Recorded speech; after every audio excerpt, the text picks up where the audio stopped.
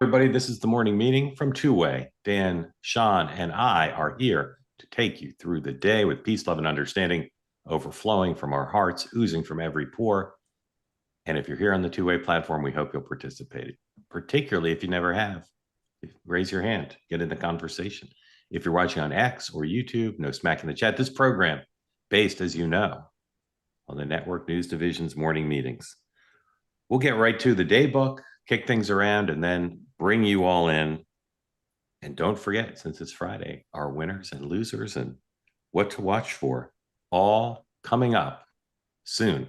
On the schedule today, the president, we are told, is not going to leave town. He was going to, but now he's not, because instead of being in Bedminster, he's going to be in the White House, working on the big, beautiful bill, as he calls it, to try to pass. He's got intelligence briefing at 11, 3 o'clock meeting with the foreign ministers of the Democratic Republic of the Congo and the Republic of Rwanda. Not sure if that what will happen there, but they are cool. So presumably the president will That's a peace deal. answer It's a some peace questions. deal that he said, yeah, it was He's huge. brokered another one. That's the president's schedule. Don't know what the vice president's up to, but he is involved, as you would imagine, in trying to get the bill past his former colleagues in the Senate. At this hour, Secretary of Defense, Secretary of State, Chair of the Joint Chiefs, and head of the CIA are briefing House members on the Iran situation, having briefed the Senate to a standstill, which is to say Republicans thought the briefing was good and the Democrats were denounced it bigly. I suspect the same will come from the House, and I'll make this prediction. I don't often predict. Democrats will say they weren't told enough, but what they were told troubled them. And of course, it comes as the White House posture is they're not going to do as much sharing of information with the Hill because people will leak it. Scott Bessent was on Fox this morning talking about, amongst other things, the reconciliation package and the trade deal. So we'll show you some of that in a moment. And at 10 o'clock, he addresses the 2025 Road to Majority Conference. 6 o'clock tonight, the Senate's supposed to move forward with Tim Kaine's war power resolution. And the Supreme Court, right as we're going off the air, is coming out with its final 6 decisions. And the one that's getting the most attention is potentially both on whether district court judges can be Congress and make law for everybody, but also the birthright citizenship. But I'll warn you, the court could decide neither of them. They could kick the whole thing out. So people who are waiting for some big climactic decision on one or both of those, you may be disappointed. In Minnesota, the former speaker and her husband and their dog are laying in state, who were killed allegedly by Vance Bolter, who is being arraigned at 11 o'clock Eastern today. Preliminary hearing, I should say, in the federal court in Minnesota. Vladimir Putin is in Minsk for a big economic council meeting. And of course, everyone but the three of us are in Venice for the big wedding. All right, let's start with Iran. Which, by the way, Mark, it's not a wedding. They're already officially married, apparently. Yeah, just a bogus ceremony. Yes. That's why I didn't go. Just so we're clear, that's why I didn't go. Yeah, you don't go to bogus ceremonies. No. On Iran, the foreign minister of Iran sounded more like Donald Trump than Adam Schiff, and saying that substantial damage was done to their nuclear program on Iranian TV. And as I said, there's the House briefing today. And there's lots of conversations. We're going to talk about the media angle in just a moment. But Dan, where do we stand now on Iran going forward, leaving aside, as I tried to do all week, the debate about just how much the program was destroyed? Where do we stand going forward? I think the big question now going forward is, what is the plan post-bombing? Is there going to be some sort of summit where Israel and people from Iran and the U.S. sit down and try to hash something out for the long run? I can't imagine this is it, that literally the leadership of Iran stays in place. How we verify or what is left of their nuclear program kind of remains to be rebuilt. I'm curious what the next steps are. Sean. So just following up on what I've talked about for the last couple of days on this program, there's a quote in Political Playbook this morning. A woman named Beth Sanner, she was the intelligence official who frequently briefed Trump in his first term, said, quote, "We can have it true that the bombing campaign was successful in destroying particular facilities or capabilities at particular facilities and still have questions about the Iran nuclear program and what might be left," which is literally consistent with everything I've been saying and the intel that I've gotten, which is the physical structure is probably extremely degraded. The understanding of the status of the nuclear piece of this, the enrichment of the uranium, is a question. And I don't know why this is difficult. I mean, the human intelligence, as I've said, we've always relied on the Israelis. They've actually been really good about being able to get sources into those things.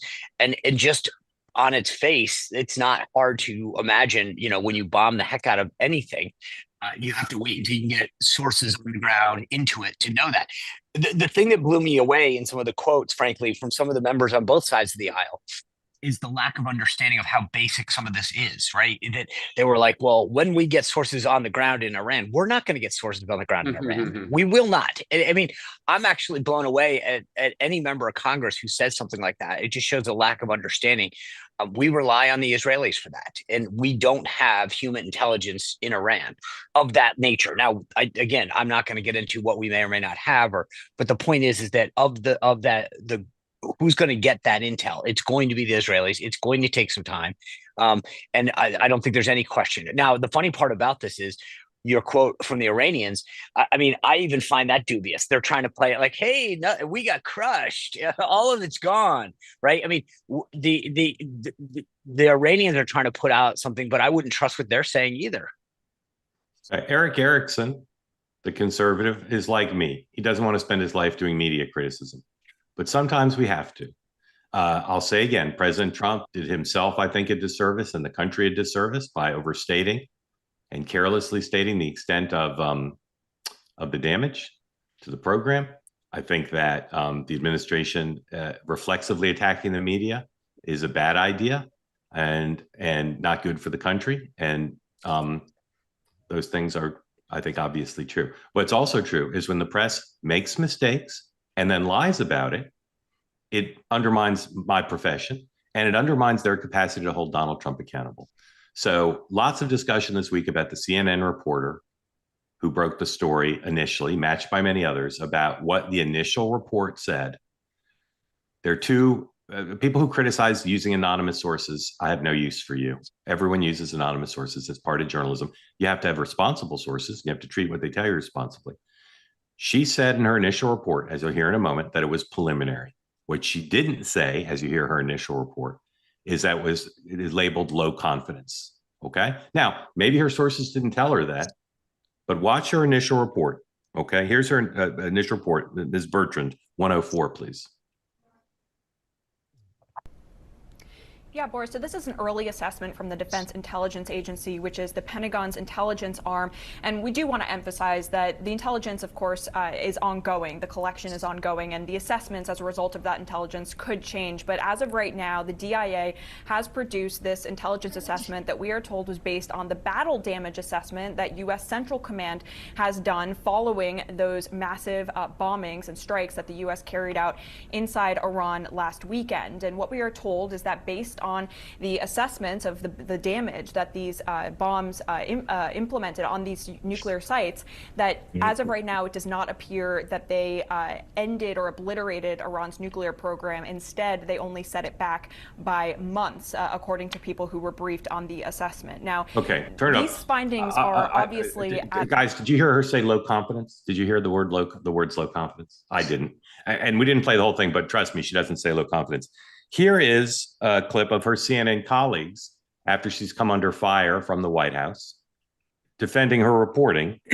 This is 103, please. We're going to be diving into, so it's great to get some more information on that.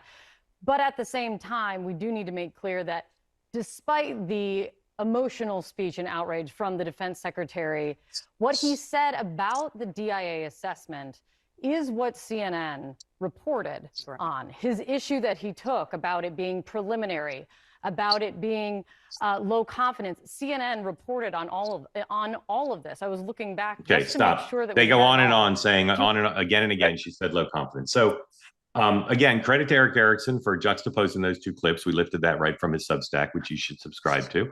I'll repeat because I don't want to be misunderstood. They shouldn't attack the media unfairly. And the president shouldn't overstate the case. But this is not a case of attacking the media unfairly. Sean. So for obvious reasons, this is very personal to me. I have been mocked, attacked by that one particular host in particular, not Sarah. So I'll leave it, the other one, and several other CNN hosts for lying, misleading. And it's amazing that the same people who are so quick to throw stones, who are quick to judge others, who are quick to pronounce what's a lie, who ran an ad talking about a banana and an apple and that they were the arbiters of the truth, are now literally lying to the American people. And Kate Baldwin should have to make an apology. He wants to talk about everybody else in the Trump administration lying and spreading misinformation. This entire network, Jake Tapper coined the phrase big lie, wrote a book about it. It is amazing. I'm glad that Eric called it out the way that he did and called balls and strikes on it. But just stop and remember, if you are offended by anything I said or did during the Trump administration, but aren't equally outraged by how the media covers a situation like this, about how Jake Tapper lied about the original sin and Biden's decline, about how Karine Jean-Pierre stood at that podium and lied to the American people about the fitness for office of the leader of the free world, then I think you have your priorities backwards. And I will say, Dan, before you jump in, if you're someone who says, well, Sean Spicer and the Trump administration is a bunch of liars and they lied and they weren't held accountable, you're welcome to marshal your facts. But you undermine your case when you go on and report something that's false. And then not only do you not apologize for it or amend it, but you have your colleagues come on and just lie about what you said and lie indignantly. How dare the White House criticize us? Yeah. Dan. Well, I disagree with this. We don't know if she came out and lied because you said it, Mark. What we don't know is did whoever leaked that. But Dan, no. Her colleagues lied. Well, you guys got to let me finish here. You're attacking her that she lied. So you guys don't know. I didn't attack her for lying. You just said, okay, well, perhaps I and everyone else on here. Dan, if it makes you feel better, I'll say that she lied. Okay. All right. Well, there you go. So your accusation is she lied. You don't know that now. I'm not saying she lied. She was either wrong or careless or both. But no, if she was not given this, Mark, she did not. But then she was wrong. Oh, no, hold on a second. You can't be wrong if you didn't know a piece. If whoever leaked it. You're still wrong. Dan, you're still wrong. Your sources didn't do you a favor. But you're still wrong. No, because 99% of what she just reported was true. Correct. Okay. But framed. Start there. No, but start framed. There. But Dan, framed in an extremely misleading way. No, it's not, Mark. Dan, one of 13. They were the first out. It is his Department of Defense. They were the first out. You want me to play it again? You want to play it again and see what you said? Play it again. Play it again. Play it again and listen how she frames it. All right, break it down John Madden style. Let's do it.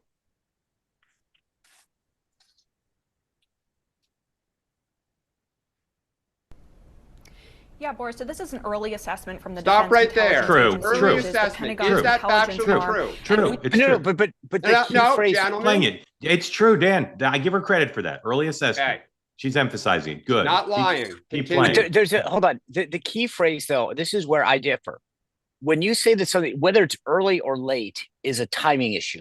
The confidence level. No, hold on. I want to be clear because you're right, Dan. So I'm trying to actually say this.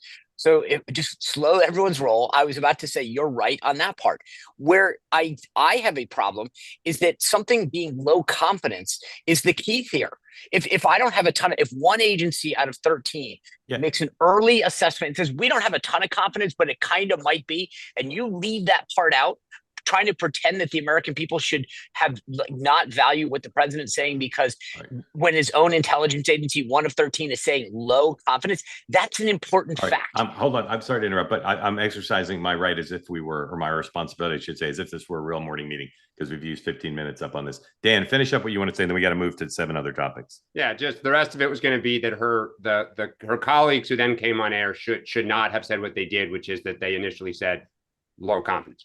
That I agree with you about. But to me, attacking her for her initial report to me is just the Trump administration trying to cut her down. She framed it like a bombshell, and even if she didn't know, it was not. It was. And they left low a confidence. key part of this out. And by the way, but even if they didn't know, it's not a bombshell. Just not a bombshell. Even if you. Well, didn't know. okay.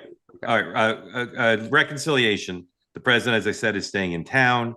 The Democratic Party is very unpopular. This bill is very unpopular. Okay.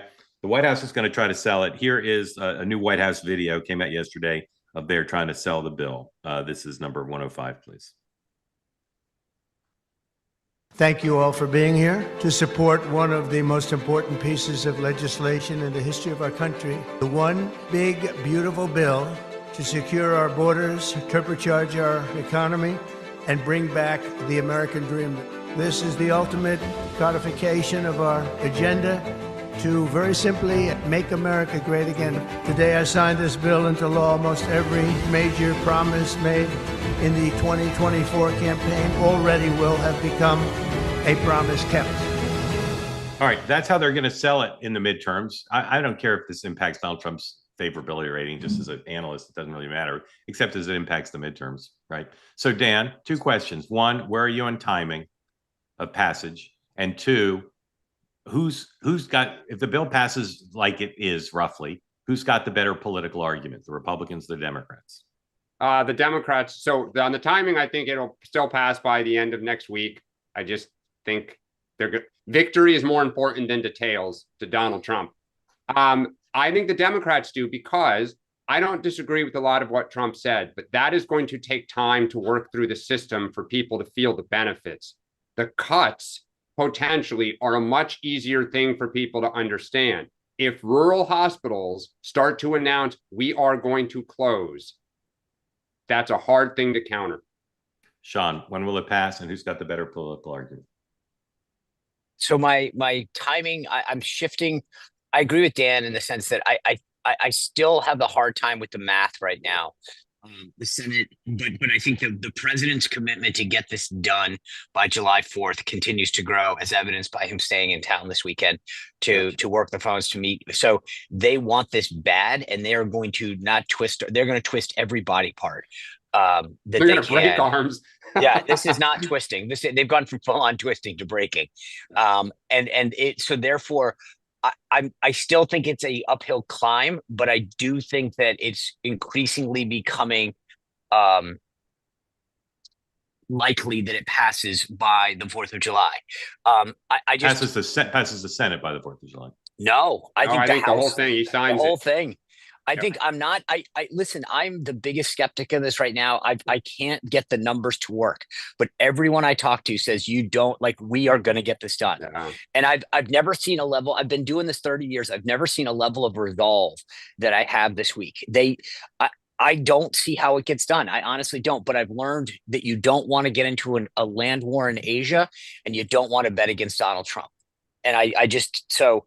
This is where I come down on this. As far as there was a part two. The politics of it. Politics of it. I think initially I would say I agree with Dan. I think out of the gate, Democrats are more unified message-wise than Republicans. I will say that the benefits of the bill, I think, will manifest itself over the next several months economically, and Republicans will benefit from this. And this will be something that they will be talking about very proudly. Going into the midterms. Mark, I had one thing I have to throw in on the previous topic. I don't want to get us off track. I will say this: when the Trump administration pushed back on the reporting from the New York Times, I just want everyone to understand the response of the New York Times. This is what they said, quote, "We told the truth to the best of our ability." So my understanding is they're going to switch their slogan this afternoon. It's going to be all the kind of sort of news-like stuff that's fit to print.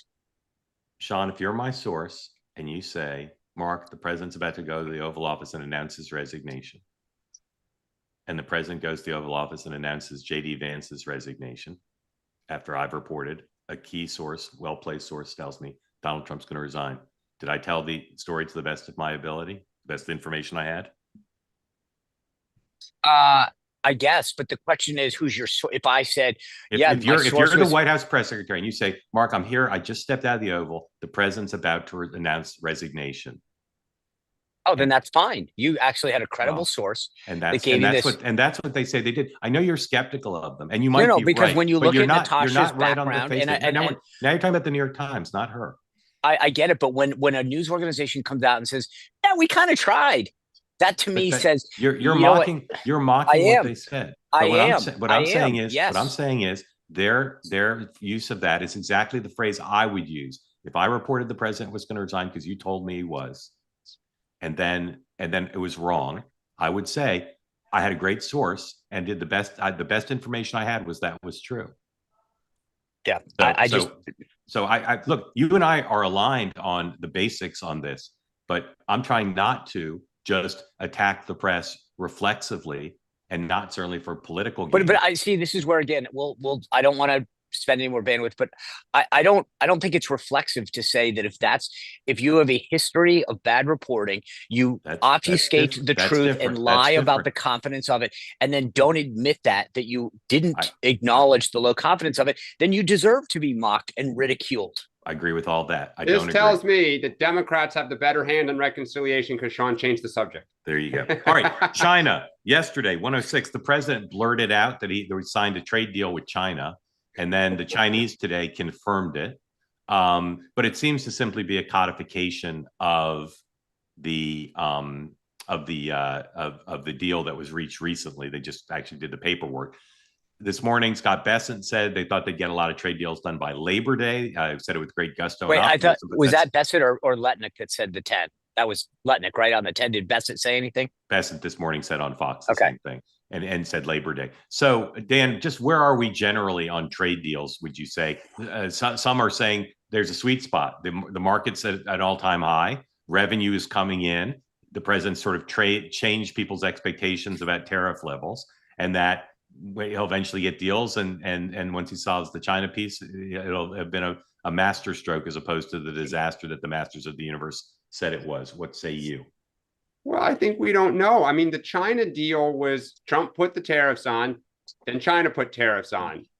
China said, we'll hold the rare earth. We said, we'll do more. This deal seems to be, okay, we'll give you some rare earth and we'll pull back some of what we said. So nothing new has been accomplished since Liberation Day on China with regard to the deal that they've announced here. What I found interesting this morning was on the European trade progress. There was a money statement at the end that China is now, or that Europe is now thinking of cooperating with the United States against China, which, Mark, to your credit, you have said that is the kind of end game question. Do they go to Beijing and meet with China and ultimately align with China? Or do, Sean, as you've said, like, how could they not align with us? So I don't really know what's going on. They keep teasing every few weeks that we have imminent announcements. Now it's Labor Day. They're kicking the can to. So I don't know. I do still continue to believe that the markets do not think he's really going to go through with a massive trade war, that he's just going to stay in this pause and we're almost there, state. So well, they must. Yeah. Sean, where are we on trade?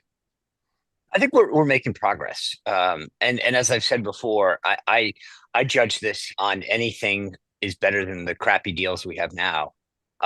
The rare earth stuff with China, I don't think is insignificant. I don't think it's monumental, but I don't think it's insignificant.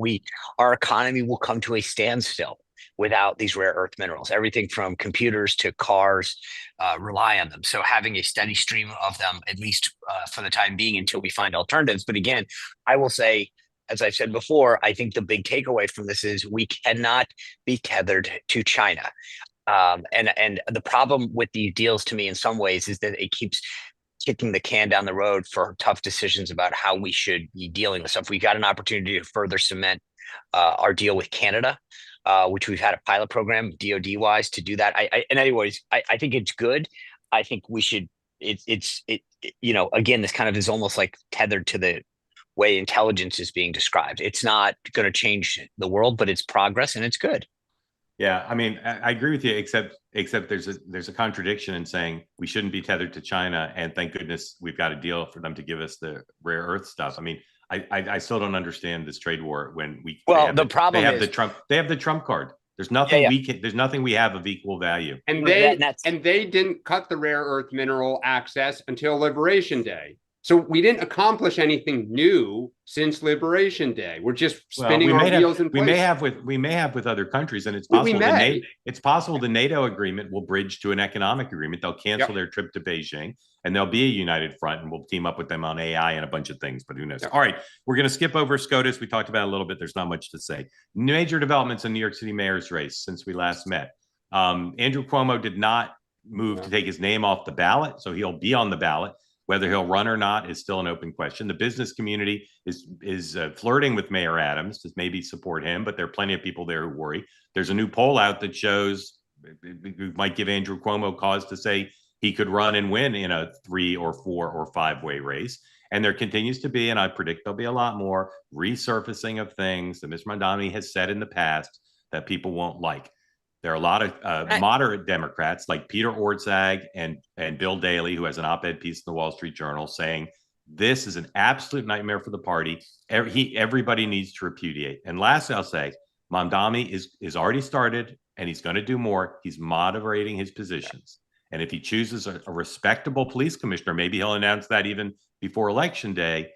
People can say he's a dangerous socialist, but he's a Democratic nominee. And we still have Jerry Nadler and Bill Clinton, not alone, but separate from a lot of other Democrats, coming in full-throated support. Dan, where are we headed in this? Are you still saying Mamdani's chance of winning are only 60%? Yes, I am, because look, as you guys both know, when you win a primary, you get the big mo. Usually you have a big bump in the polls. I think the fact that the poll, I think it was like 38, Mamdani and Cuomo tied, and then Eric Adams had like 10, 13 points. You take the Adams and the Cuomo voters, they're way ahead. And so I think those two are more likely to be, to go to each other. So now the question, I think, is, can you get, does Cuomo say, hey, now the business community, institutional folks, you need to get Adams to back down? Or do they turn around and say, Andrew, like, you're too, which scar tissue is worse here? So I agree with you. The race, I said this earlier in the week, the race for Mamdani is, can he moderate enough in time and fast enough before these other side, gets organized? But I think that poll is not good news for him.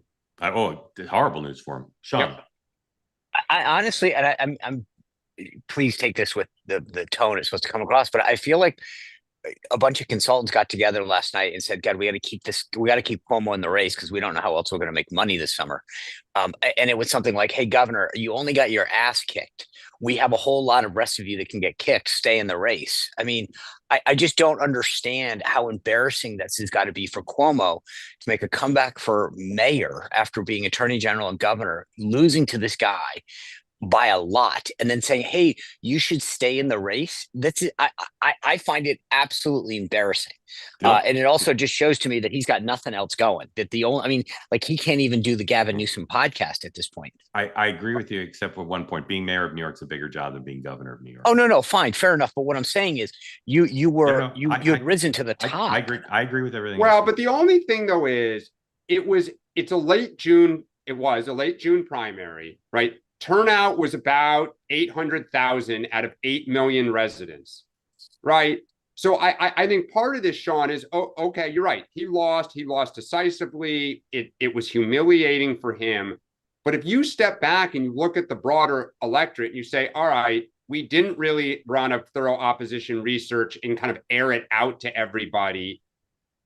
Hey, you know what? Like, there's two ways to look at it. It could get worse, or it can't get any worse. On paper, Dan, you're absolutely right. You're absolutely right. There's a coalition of Black voters, independents, Republicans, all of whom will vote in the general, Latinos. Absolutely. But the missing piece is he'd have to run a different kind of campaign. He'd have to be aggressive with that. And there's no evidence he can or will do that. Well, and by the way, Black voters, you'd have to take out Eric Adams. So now you have a problem. Like, how do you square that? And that's where I think the outside is going to sit down and say, okay, want to use out. Two more topics real quick, then we're going to get to you. New poll from, who's that poll from? Emerson, 111. National Democratic presidential primary nomination fight poll. And Kamala Harris is not ahead. Pete Buttigieg is ahead, although margin of error. But I mean, Pete Buttigieg at 16, Kamala Harris at 13.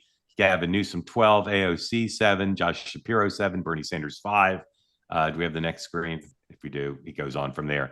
Cory Booker, Whitmer, et cetera, et cetera, et cetera. No one else in play. Then there's a Politico story following on from a recent Hill story saying that Kamala Harris is leaning towards running for governor, maybe, but donors are cool to her. No one is incredibly pumped. Lots of blind quotes, some on the record quotes, including from people who've given to her in the past, saying people aren't particularly excited.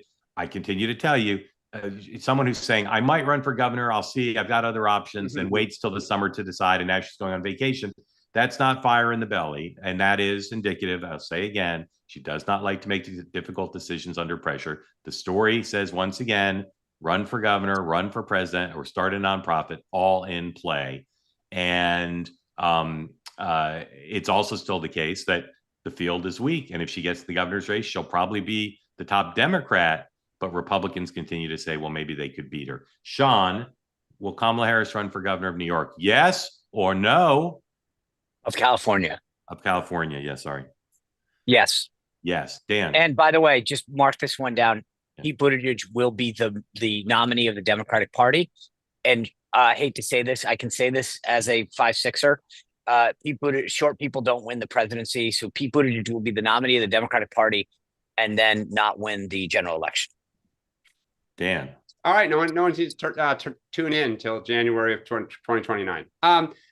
I think she does not run for governor of California.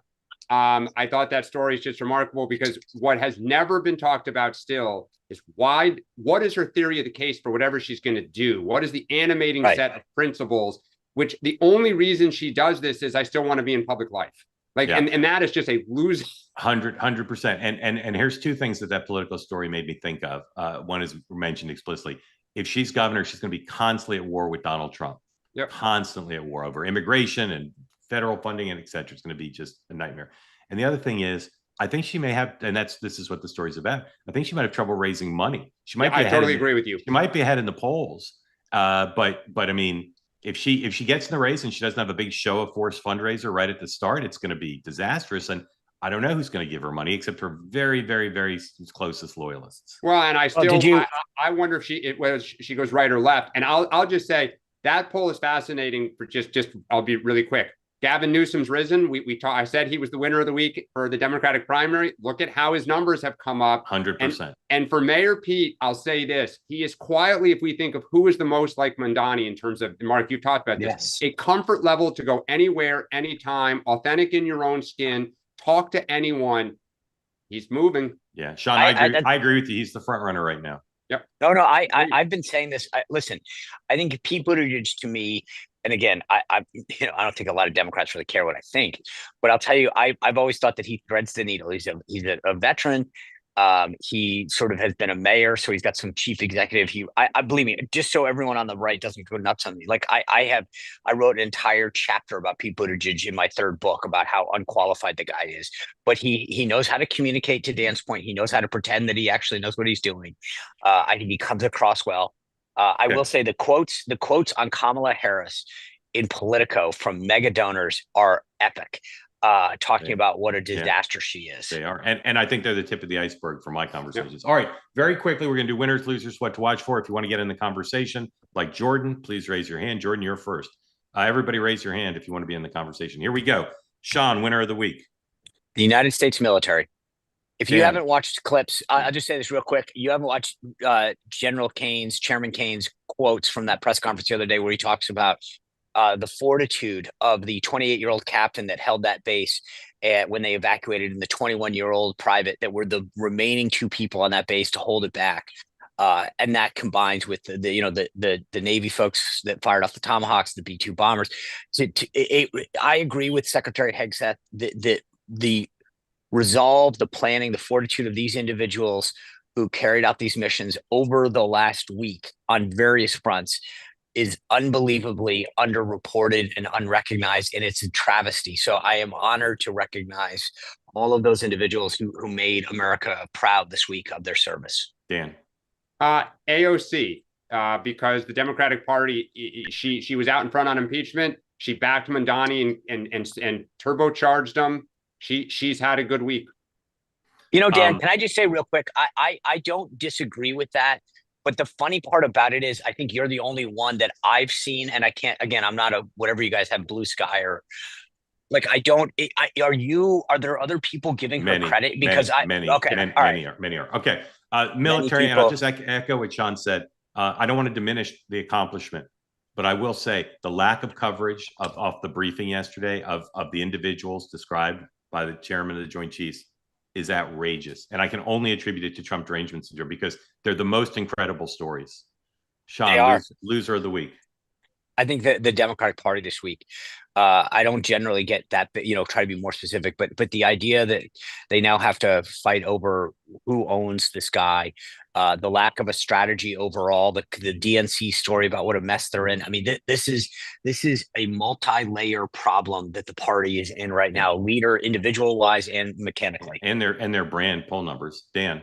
I had a feeling that if I didn't go first, that was going to be Sean. So that would have been mine as well. I'm going to say Europe, because it started with Trump utterly dismissing what they think about Iran and any ability to influence. They've completely they're going to have to eat into their social safety net now with NATO spending, which they've totally resisted. And they are coming to the table on the trade stuff a little bit, despite their resistance. So Europe is the loser of the week. And they had to call him daddy. Yes. Oh, I forgot to say that. Yes. Then that was it. Dude, I got to be honest with you. Iran. Sean, what are you watching for? I'm going to watch how quickly I can make Daddy's Home t-shirts on Etsy. I'm watching the votes this weekend. I think this, the conversation we had earlier, the Senate, there's a math problem in the House and the Senate. And I have talked to enough folks on the Senate side. Everybody thinks this is getting through. I agree, but I think we've got to see some dominoes fall. Yeah, and I'll be interested to see which dominoes fall. Yep. Dan. Chuck Schumer and Hakeem Jeffries, do they endorse Mamdani this weekend? They're in DC. The reporters are around them for all weekend. What do they say? Yeah, I'm watching. By the way, Dan, I'll say this: what do they say? Because the endorsement is the one thing, but if they don't, it's then what do they say? I'm watching four folks, Thune and Johnson, and their secret pre-conferencing of the bill, and the lobbying of secret pre-conferencing of the bill, and the lobbying of Scott Bessent and the vice president to get the bill past the Senate. Jordan, welcome in. Tell folks who don't know where you are what's on your mind. Hey, thanks, Mark. Hey, Sean. Hey, Dan. Great to talk to you guys. I'm calling from Lexington, Massachusetts. I was a New Yorker for many years, for 10 years before I moved here. So the mayoral race is definitely on my mind. I wanted to ask what you guys think about the implications of Mamdani's primary victory. This, to me, I think it's being downplayed a lot. I think they're just saying, oh, those, crazy socialist 30-year-olds, voted for a mayor, and then things are going to go back to politics as usual. I don't see it this way. This very much reminds me of, David Bratt beating, I think it was Eric Cantor back in 2014. And, good call. Back then they were saying things like, oh, the Republican Party is dead. The Obama coalition is forever. And then we all know what happened in 2016, right? And I think this is because if you look at younger people, I'm not a democratic socialist by any means, but I hear a lot of my friends who are say things like, I can't afford to live in the house that I grew up in. I can't buy it. Yeah. I'm going to lose my health care if I lose my job. Trump's Republican Party doesn't really have answers to that. The Democratic establishment doesn't have any answers to that either. And so right now, this victory might seem like, it's a very kind of crazy thing, but I could very well see that, like, if a Mamdani type candidate comes out of the woodwork to run for president in, 2028, and, they kind of run on that same message of affordability, I could absolutely see like a Donald Trump style hostile takeover of the Democratic Party. So I'm curious, what do you guys think of that? Well, I'll go first. Jordan, obviously Bernie Sanders, if not for the rigging of the DNC rules, would have done exactly that once and maybe twice. So it's not theoretical. Dan. Yeah, I totally agree with you, Jordan, and great call with the Eric Cantor defeat. I think that the one difference here is that what David Bratt kind of ran on became kind of some of the tent poles for the rest of the party. I don't know if some of this stuff that Mamdani's run on I just have a hard time seeing it being exported out of New York, because I go back to what I said Wednesday morning. He lost the working, Cuomo won somewhat decisively, blacks, Latinos, and whites, and he won the neighborhoods with working class families, people with children, right? Where Mondani ran it up were with young people and kind of new arrivals into the city from different parts of the world, right? It's still a win is a win, don't get me wrong. There is immense frustration within our party, immense frustration that we're leaderless. We have no message. We have no vision for how we want to help people on really any issue of importance. Think about what the National Party is still talking mostly about. Democracy, Trump as Hitler, abortion press conferences. You didn't hear any of that in this race.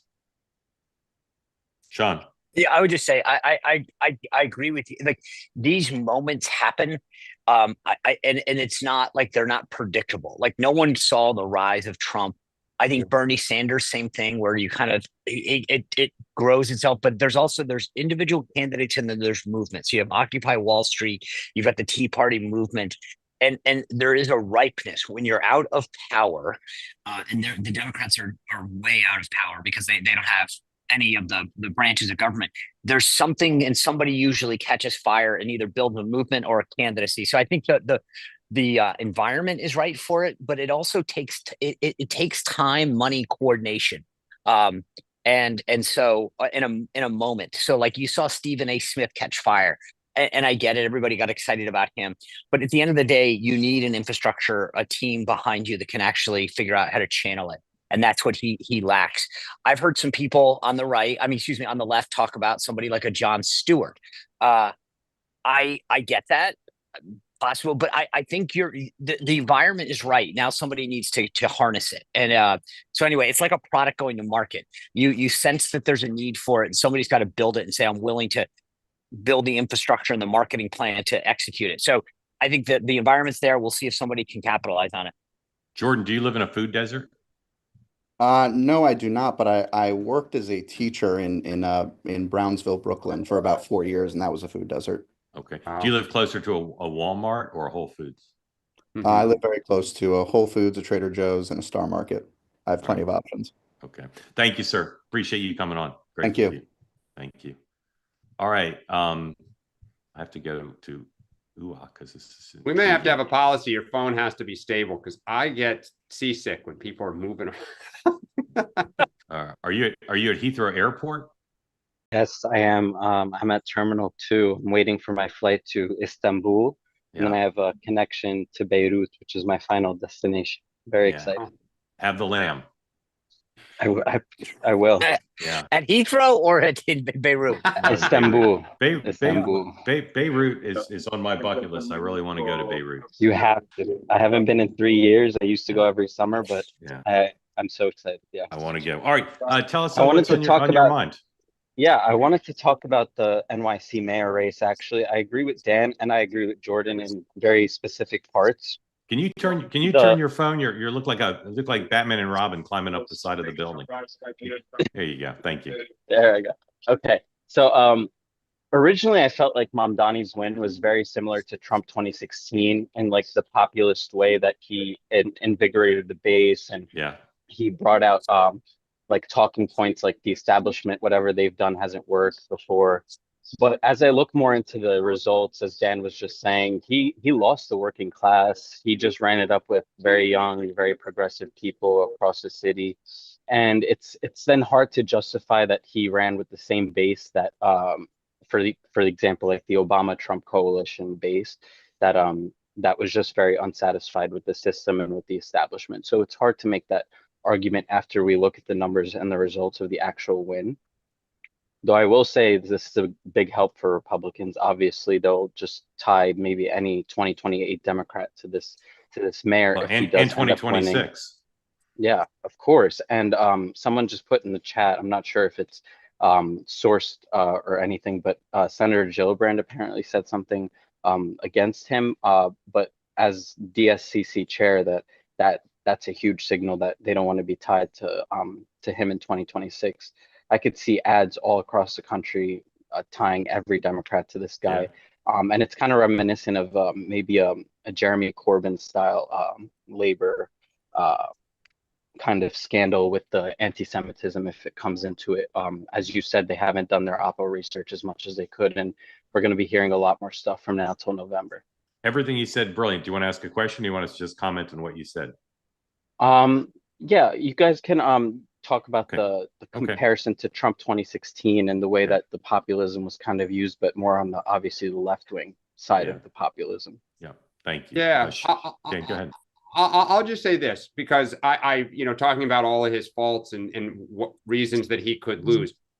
Mandani is an incredibly talented politician, like just an incredible performer, understands how to communicate, with humor and a smile.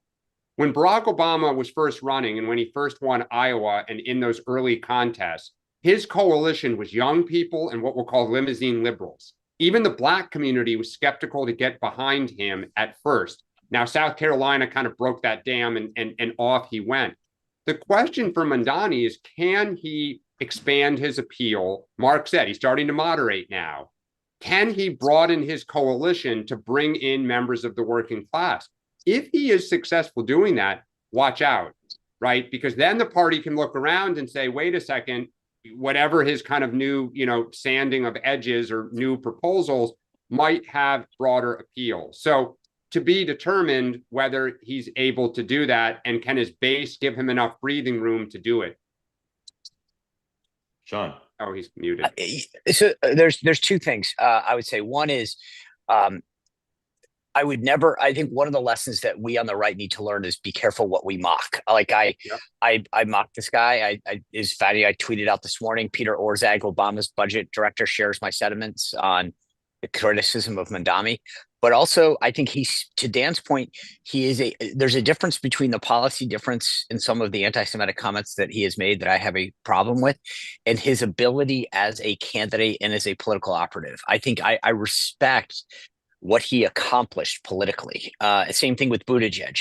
I think again, I have my huge problems with what he did and the credit that he gets that I don't think he deserves, but I respect him as a political athlete. He is very, very apt at harnessing a message and communicating with people. And we have got to not forget that that's a huge tool in this current political environment. So I will, this is a guy I think keeping our eye on. Same thing with AOC. I think we mocked her a lot for in a lot of the right reasons, but don't underestimate her strength, her prowess, her ability to communicate and grow an audience. All right. Well, I know you want to get back in, but we gotta move on. I'm grateful to you. I just want to get some more folks in. So thank you. Great framing of the whole thing. Susan, welcome in. Tell folks who don't know where you are, what's on your mind. Hey, good morning, everybody. I'm in upstate New York. So yeah, I've been watching the mayoral race as well, but it doesn't affect me as much here.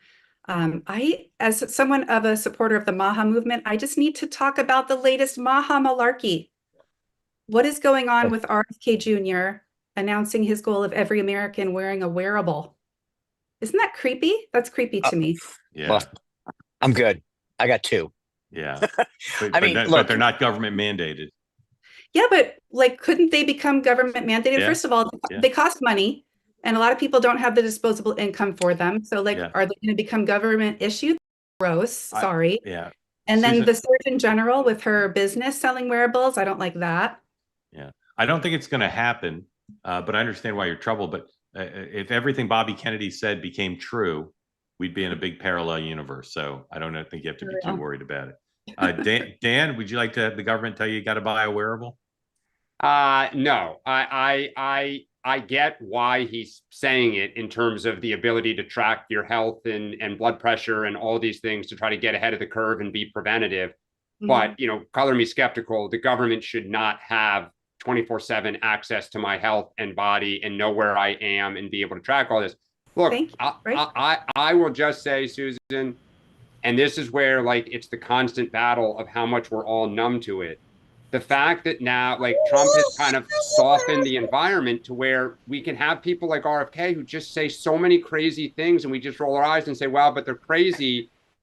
Let's not focus on all of the kind of sideshow antics and stay focused on the big picture. I get it. But man, that's a dangerous game. Really Okay, dangerous. So real quick, I will say this: as a conservative, I do not believe in many things that the government should have access to. So I want to be very clear that there's a difference between what I think the government should have access to or be in the business of, and a recommendation of things that can improve your health and your well-being. And so I just so we're clear, like and we saw this, when back at the end of the Afghanistan, war, where they were tracking people jogging on base through their wearables. Like there are some downsides too, aside from, so there's some security issues, there are some hacking issues that I don't, right. So I'm with you. I don't want the government. And this is the funny thing about RFK, by the way. Remember, up until I don't even think he's technically a registered Republican. He is a Kennedy Democrat whose movement sort of worked. Only Donald Trump would have taken a guy like that into his cabinet, right? So there's this constant battle between the liberal side that I think RFK still has in his head as a Kennedy Democrat and the reality of being in a conservative cabinet. So I don't believe that the government should ever be in this business, just so we're 100% clear. I do see the health benefits to wearables. And so that should be an individual choice that people make. And I agree with you. There is an expense that is, and I don't want the government paying for that either. And I think that for a lot of people, it's a challenge to afford extra stuff. So I just wanted to be clear on that. Like, I think there's a benefit to it, but I also don't think the government should be in the business of it. Susan, thank you. Appreciate it. Yeah. great flag. Oops, sorry about that. Can only imagine if a Democrat proposed that. He did. A Democrat did Joe, propose it, just so we're clear. Joe, welcome in. Don't worry about the background noise. We like kids here. Yeah, this is Charlie right here. Oh my goodness. How old is Charlie? He is 8 months old. And standing. He is a super cutie. Look at Kind that. of. I mean, I'm holding her, but. Yeah. Wow. Well, I'm from Fort Smith, Arkansas. I've been there. Really? Yeah. Really? That's Governor Clinton. Well, I got I think 2 questions. Yes, sir. So first with the mayor's race, to me, I find it interesting how, to me, the potential Democrat mayor, I obviously don't like his politics. I'm a Republican. But if he does, specifically probably for Dan, if he does struggle and fail and his policies just don't really work out, do you think the next mayor will want to go more moderate or will go deeper to the left? Maybe, I guess that's kind of for all. And with Pete Buttigieg, I feel like you guys talk about a lot how the primaries tend to go more to the right or to the left instead of just going to the center. And so does Pete really have, I know he's the front runner, but with someone more like an AOC who is more far left, would she have a better possibility of getting out than Pete, even though I think he would be a better candidate? But what do you guys think? Sean.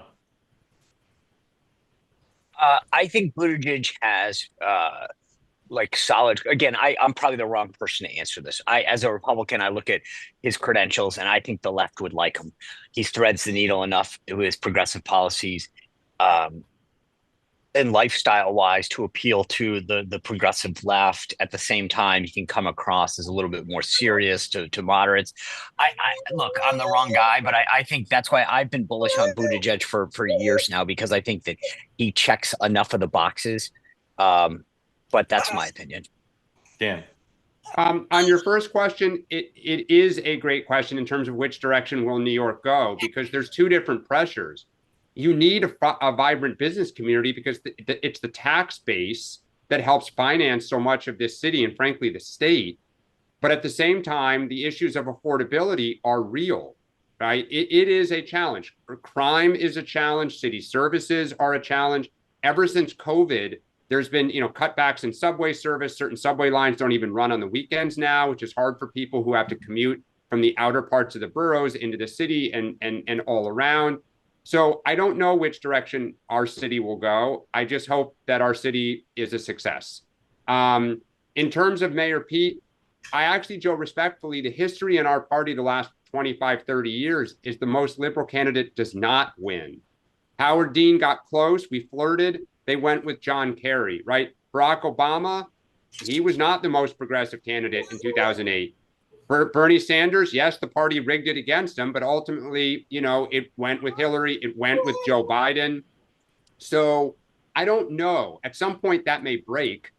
But I think Mayor Pete actually, for the reason he can appeal, to Sean said, to both parts of the party for now. He ultimately needs a vision. And when he puts the rubber, you know, the meat on the bones, we'll see if he starts pissing people off. Joe, thank you. Grateful to you. Thanks for coming on.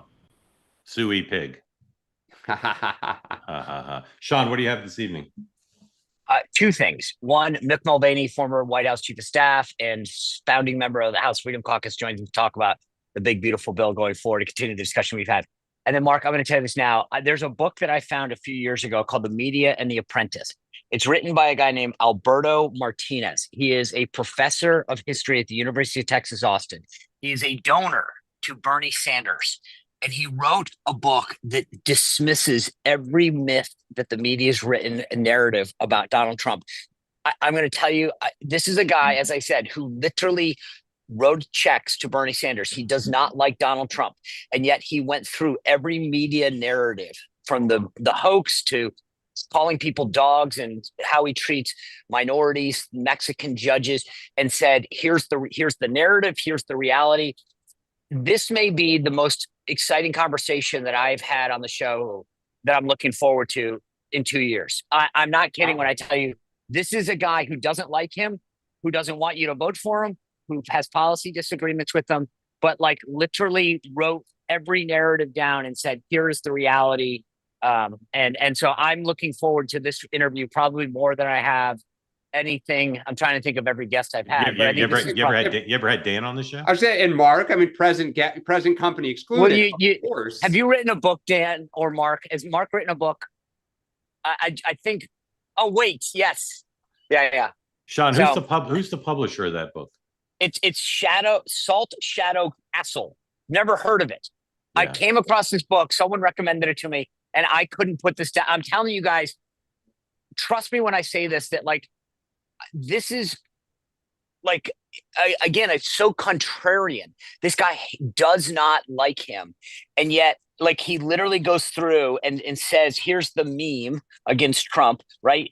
The Huffington Post claimed that Trump pledged to ban all Muslims and da-da-da-da. And then he writes an entire chapter with like statistics saying, okay, here is the reality. Here's what he actually said. Here's what he did. Meme by meme, narrative by narrative, and says, here's the truth. You don't have to like him, but you also don't have to believe the narrative that they set out against him. And I'm telling you, it's, you know, my belief on a lot of this media stuff. It's epic. Look forward to that. Tell Mick I said hi. Dan, do you have anything we should know about? I will be on with Kellyanne Conway, filling in for Sean Hannity tonight to talk about Wubba Dubba. Tell her I said hi. Yeah, to talk about the latest here. And then our oldest has a high school basketball showcase this weekend. So I'm looking forward to cheering them on this weekend. All right. 4 o'clock today, Katie Herzog is the guest of Ethan Strauss on Random Offense. 4 p.m. They're talking about politics and culture, society. Please watch that great program. Ethan is so talented. 4 p.m. today. 6 p.m. I'll be here with Two-Way Tonight. Amongst other things, we'll talk about the Supreme Court decisions and break those down. And now a little news for you that will become delightful for some of you. I understand the impulse to text and email me about it, but please don't. We're off next week. No morning no morning meetings, no Two-Way Tonight.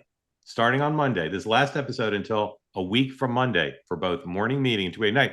I will send you a reminder in my Substack. We'll tweet, remind you. I know many of you will show up. I know many of you Monday morning will email me and say, Mark, where's the link to the morning meeting? Hear me now, believe me later. There won't be one. We're off next week. I'll say it again. Next week, there's no morning meeting, Monday through Friday, no morning meeting, and no Two-Way Tonight. Now, some of you will say, how dare you? We are entitled by the Constitution of the United States, by the birthright of being an American citizen or resident legal alien. We are entitled to have the morning meeting and Two-Way Tonight every Monday through Friday, 9 a.m. and 6 p.m. And I'm here to tell you, you're not entitled to it. The good folks here who produce the shows need a little break. The three of us, we're horses. We could go. We could go. Can I just a little 365. PSA? Yeah. This is an opportunity for no competition, free shot. If you are bored at 6 and don't have a 2-way tonight, I still will have a show every night. So come on over, jump in the water. It's going to be warm all week. Try it. All right. You got that option at 6. And here's the good news. A week from Monday, 9 a.m. Eastern time, we're back. A week from Monday, 6 p.m. Eastern time, we're back. John, get that look off your face. You're looking at it like, how many times am I going to email Mark to say, is this true? Is this an April Fool's joke? And I don't want emails. And I say this with peace, love, and understanding in my heart. I don't want emails asking us to change our mind or asking us, how dare we? Or anything like that. We're off next week. It happens. All right. So I'll see you tonight at 6. And if you want to come on tonight at 6 and complain or lobby, feel free.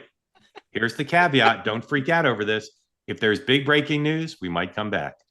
But the bar is high. Like I'm talking Martian invasion. World War. I think invasion. all next week, just Wait. so we're clear, I think 9 a.m. I'm going to do 1 week of beach yoga.